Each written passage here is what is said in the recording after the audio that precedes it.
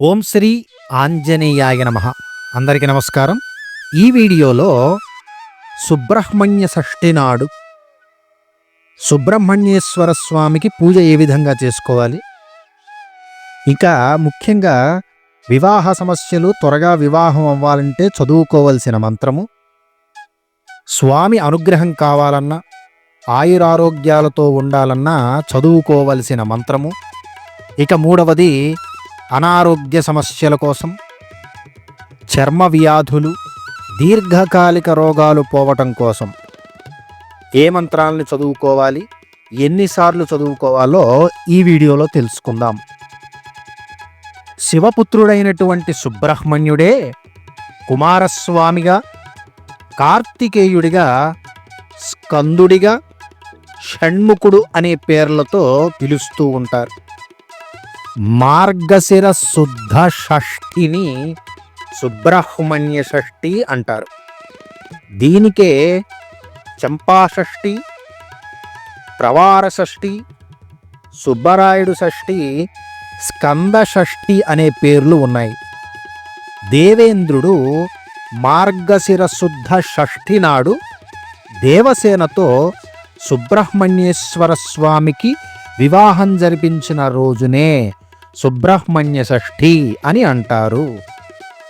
ముఖ్యంగా ఈరోజు ఉదయాన్నే తలస్నానము చేసుకొని ఏ ఆహారాన్ని తినకుండా స్వామివారి ఫోటోని కానీ విగ్రహాన్ని కానీ, ఇంట్లో ఆచారాలు గనక ఉంటే నాగపడగని కానీ పూజించడం మంచిది. ఈ పూజలో ముఖ్యంగా ఎర్రటి పూలను వాడటం ఇంకా చాలా ఉత్తమమైనది. ముఖ్యంగా షోడశోపచార పూజలు కానీ, లేకపోతే షోడశ ఉపచార పూజలు చేయలేము అనుకునే వాళ్ళు సుబ్రహ్మణ్యేశ్వర స్వామిని తలుసుకుని స్వామివారికి అక్షతలు, పూలు నివేదనని సమర్పించుకోవచ్చును. ఇక నైవేద్యానికి గనక వస్తే ఫలానా ఆహార పదార్థమే పెట్టాలని ఎక్కడా నియమాలు లేవు. మీకు తోచిన ఆహార పదార్థాన్ని స్వామివారికి నివేదన చేయవచ్చును. ఇలా ఇంట్లో పూజను చేసుకుని ఆలయానికి వెళ్ళి పాలు, పండ్లు, ఎర్రటి పూలు, వెండి పడగలు లేదా వెండి కాళ్ళు ఇటువంటివి ఈ రోజున స్వామివారికి సమర్పిస్తే చాలా మంచిదని శాస్త్రంలో ఉన్నది.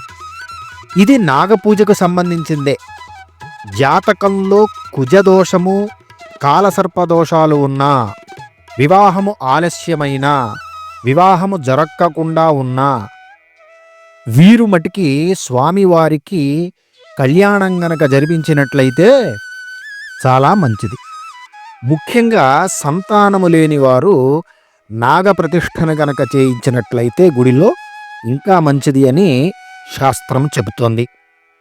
ఇక వివాహ సమస్యలు త్వరగా వివాహం అవ్వాలంటే వారు చదువుకోవలసిన మంత్రము ఓం శరవణ భవాయ నమః. ఈ మంత్రాన్ని ఈ రోజున 108 సార్లు పఠించటం చాలా మంచిది. ఇంట్లో అయినా లేదా గుడిలో అయినా సరే ఈ మంత్రాన్ని పఠించటం చాలా ఉత్తమమైనది.